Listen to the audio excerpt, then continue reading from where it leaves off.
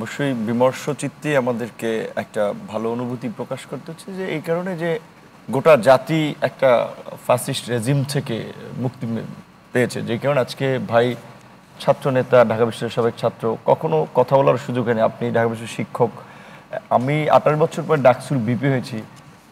এই যে এই আন্দোলনে 18ই জুলাই আমাকে বাসা থেকে পিক করা হলো, আমাকে যেভাবে নেওয়া হয়েছে একটা অমানবিক। আমার ছোট বাচ্চা আমার লুঙ্গিটা ভেজা ছিল, প্রস্রাব করে দিয়েছে, আমি বলছিলাম আমি এটা একটু চেঞ্জ করে নিই, সেই সুযোগটা পর্যন্ত আমাকে দেয়নি। নাহিদের কথা জায়েদ ভাই বলেছে, একটা মানে বর্বরতা। নাহিদকে ওই দিন ভোর রাতে নিয়েছে, আমাকে নেয়ার পরে নাহিদকে মেরে আমাকে দেখিয়েছে, আবার আমাকে মেরে নাহিদকে দেখিয়েছে। মানে যার সাথে ধরেন যেই সমস্ত কথাগুলো তারা জিজ্ঞাসা করতেছিল, হ্যাঁ, সেগুলোর সাথে আমি সম্পৃক্ত না। বলছে যে দুইটাকে খরচ করে দেবো, অনেক খরচ হয়েছে, তোদের মতো দুইটাকে দিলে কি হবে। আপনি যেটা খরচ করে দিবে মানে খরচ মানে ক্রস ফায়ারে দেওয়া, ক্রস ফায়ারে দেওয়া।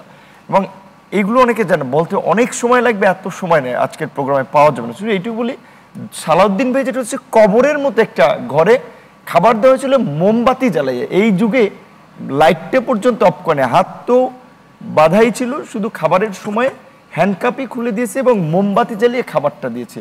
2 দিন আন্ডারগ্রাউন্ডে রেখেছিল। আমার তো জীবনে এই ধরনের পরিস্থিতি ফেস করিনি। পরে অজ্ঞান হয়ে যাওয়ার পরে তারাই ডাক্তার এনেছে, ইঞ্জেকশন দিয়েছে, কি দিয়েছে তারাই জানে। নাহিদ এবং আরো 6 সমন্বয়ক ডিবি কার্যালয়, সেটা একটা ইয়ার কি, যে বাতের হোটেলের যে মানে মালিক হারুন সাহেব আমাদেরকে, আমি বলছি যে আমি না, এখানে আমিনুল ইসলাম জাতীয় দলের ফুটবলার, বিএনপির উত্তরের সদস্য সচিব, জামাতের সেক্রেটারি জেনারেল, আমির সেক্রেটারি জেনারেলের মতো সিনিয়র লোককে ঝুলিয়ে পিটিয়েছে এবং সেই ভিডিও শেখ হাসিনা এবং স্বরাষ্ট্রমন্ত্রীর কাছে তাদের পাঠানো লাগছে, অফিসাররা বলছে। তো এই ধরনের একটা পৈশাচিক বর্বরতা চালিয়েছে। তো সবকিছুই তো একটা শেষ আছে। এখন আপনি যেটা বলছেন যে কোটা সংস্কার থেকে এক দফার আন্দোলন, 18 সালে এই আন্দোলনটা হয়েছে, একটা সেটেল ইস্যু ছিল, আবার কোর্টের মাধ্যমে আনলো। আজকে কোথায় সেই চিফ জাস্টিসরা যারা শেখ হাসিনাকে অনুসরণ করে খুব দাম্ভিকতার সাথে কথা বলেছেন, পরে দাড়ি মোচ টি শার্ট পরে ক্যাপ মাথায় দিয়ে রিজাইন করার জন্য আরেকজনের সাথে আলাপ করতে যাচ্ছেন। তো আজকে এই বাংলাদেশ আগামীতে যেন আর না দেখতে হয়, আমরা সেটা চাই। তবে দুঃখজনক হচ্ছে ইতিহাসের এইটি একটা চরম শিক্ষা, যে ইতিহাস থেকে খুব কম মানুষ শিক্ষা নেয়, আর হিস্ট্রি রিপিট ইটসেলফ, যে ইতিহাস নিজেই তার পুনরাবৃত্তি করে। তো আজকে যদি শিক্ষা নিতে পারে সেইটা একটা, সেটি যাতে আমাদের এখানে পুনরাবৃত্তি যাতে না হয়। একটা লাইন আপনাকে আমি বলবো যে এই আমাকে কেন 18 তারিখ এখন মোস্ট ওয়ান্টেড আসামির মতো আমাকেই গ্রেফতার করলো, বিকজ আমি এইবার আন্দোলনের তো লাইমলাইটে ছিলাম না। আপনাকে নিয়ে সরকারের ভয়টা কি ছিল?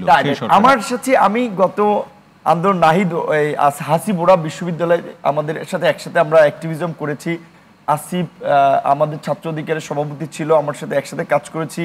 নাহিদ ডাকসুতে একসাথে নির্বাচন করেছি। তো সেটা একটা যোগাযোগ ছিল ক্যাম্পাসের সিনিয়র জুনিয়র হিসেবে। তো আমি বলেছিলাম ওদেরকে ওভারফোনে যে দেখো, এখন এই যে মানুষ যে হত্যাকাণ্ডের শিকার হয়েছে, এগুলো শেখ হাসিনা এবং সরকারের প্ল্যান।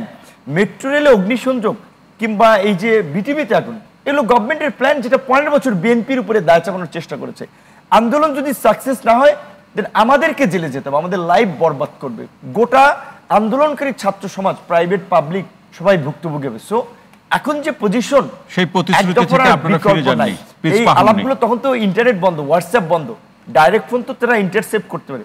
এই কথা শুনেই মূলত তারা খুব ক্ষুব্ধ হয়েছিল, যে আমি খুব ইনসিস্ট করতেছি এবং আমি উইথ তাদের প্রতি আমার ফুল রেসপেক্ট আছে। নাহিদ জানে, আসিফ জানে। আমি এটুকু বলবো, একটা ছেলের সাথে আমি কথা বলেছি, সেই রেকর্ড সেই ছেলেই আপনার ডিবির হারুনকে দিয়েছে, যে কারণে আমাকে মেরেছে, বলছে তুমি ইনসিস্ট করছো, উস্কানি দিয়েছো। They know very well who's the guy. আমি এখানে বলতে চাই না, কিন্তু তারা অনেকে জানে।